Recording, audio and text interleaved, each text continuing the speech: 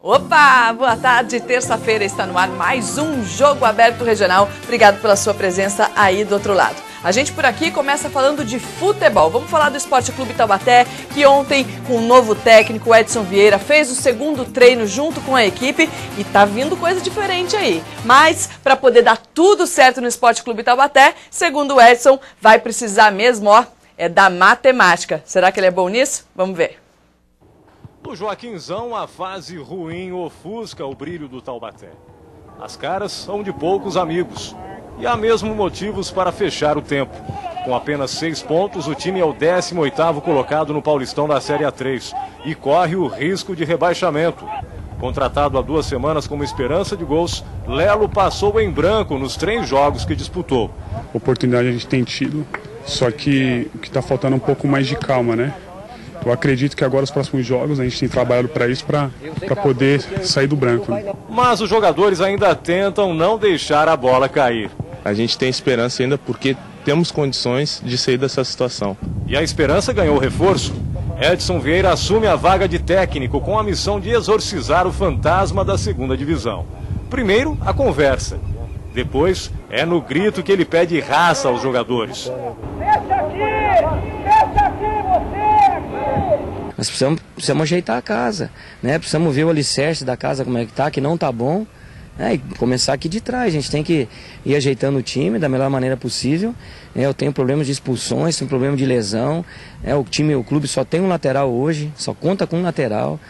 De todo o elenco. Então as coisas não estão fáceis não, só que a gente tem que ser otimista, como eu sou, só que eu também sou uma pessoa realista. Desde o início do Campeonato Paulista, os números têm jogado contra o Taubaté. Afinal, em 10 rodadas, foram 8 derrotas e apenas 2 vitórias conquistadas pelo Burro da Central. Por isso, agora, na reta final da fase de classificação, a matemática também entra em campo.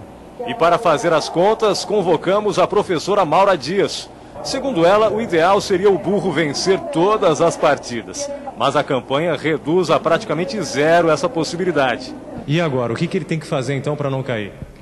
Como a gente está no meio do campeonato, né? 10 jogos, 10 rodadas já foram e ainda faltam 9 rodadas, muita coisa ainda pode acontecer. Então, para a gente prever, a gente teria que trabalhar com muitas variáveis. No momento, o Taubaté precisa focar em ganhar dos times que estão nas últimas colocações da tabela. Então, no caso, a gente já viu aqui que o Taubaté ainda não jogou com o Oswaldo Cruz, que está em 20º, com o 15, que está em 17º, o Flamengo em 13º, Sertãozinho em 12º e Inter em 10º. Além de serem vitórias teoricamente mais fáceis, porque são times que estão com campanhas piores, são vitórias que favorecem o Taubaté, porque o Taubaté sobe e esses times descem. Com isso, o Taubaté tem a maior chance de sair dessa zona do rebaixamento. Mas o futebol não é ciência exata.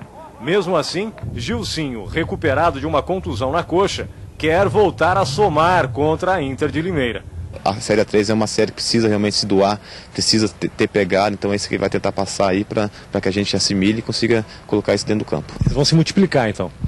É o único jeito, acho que tem realmente se multiplicar, tem que o companheiro socorrer, se o companheiro tiver uma situação difícil, tem que chegar 2 numa bola para poder marcar, então acho que a pegada é muito importante.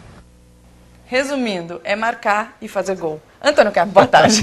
Não tomar e marcar, isso, né? Marcar e não tomar, certo? Só corrigindo, olha, essa matéria foi feita no segundo treino hoje pela manhã, tá bom? Ontem foi o primeiro treino às 3 da tarde, junto com o novo técnico Edson Vieira, e hoje pela manhã a nossa equipe de reportagem foi lá. A pergunta é o seguinte, o Taubaté ainda depende só dele, depende do quê? Se é para classificar ou para não cair. Para não cair, claro, depende só dele.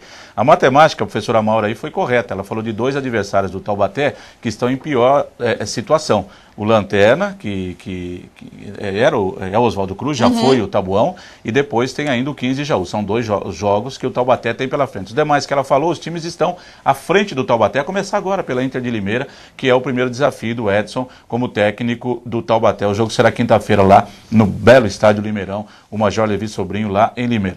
Tem um detalhe, nesse método de campeonato, nessa fórmula, 19 jogos, pegando aí pelos últimos anos, acontece o seguinte, com 20 pontos, o time praticamente se livra do rebaixamento. Só teve um ano, somando Série A3 e Série A2, que um time com 21 pontos nos últimos anos acabou sendo rebaixado. Não conta o ano passado, porque o ano passado o campeonato foi num formato diferente, foram 18 jogos na primeira fase, este ano são 19. Então, nos anos aí, 2007, 2008, 2009, 2010, O time que fez 20 pontos, ele praticamente se livrou do rebaixamento. Raramente aí um problema aqui, outro ali. Então o Taubaté primeiro tem que focar isso. Para se classificar, o time tem que fazer 30 pontos. O Taubaté tem 6. Tem mais 9 jogos a disputar, é isso? Isso, mais ou menos 9. isso, é. São 9 vezes 3, 27. Com 6, 33. Então ele ganha 8. Para um time que ganhou 2 em 8, é difícil achar que vai ganhar 8 em 9.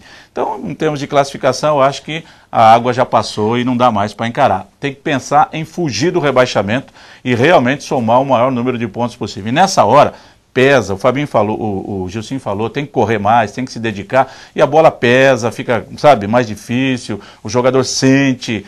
O lado psicológico agora é fundamental a ser trabalhado também.